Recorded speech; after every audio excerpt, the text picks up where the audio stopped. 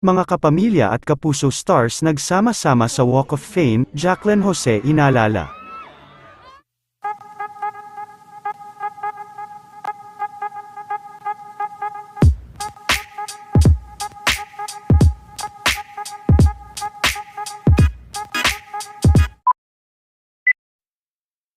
Sa kasalukuyan na nagaganap ngayon na ika-18 years ng Walk of Fame sa Eastwood, ay inalala din nga nila bilang pagbibigay ng respeto at pagpupuri, ang namayapang batikang aktres na si Miss Jacqueline Jose.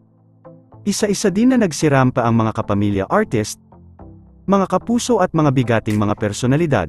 Isa din sa mga dumating si Miss Claudine, na kilalang malapit kay Ma'am Jacqueline Jose.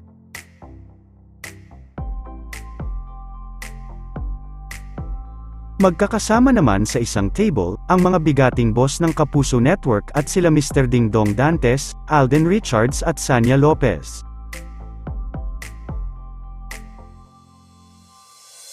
Dumalo din sina Billy Crawford, Luis Manzano, Donnie Pangilinan, Bel Mariano, Michelle D at marami pang iba. Kabilang din sa mga tumanggap ng sarili nilang stars at recognition sina Bel Mariano, Donnie Pangilinan, Luis Manzano at Michelle D.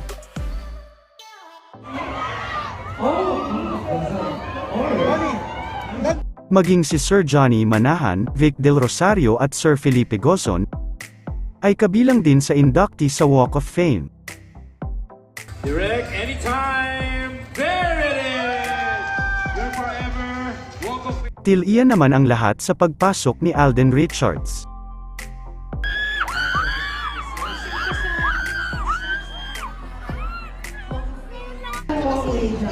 Sa bahay, sleeping time na.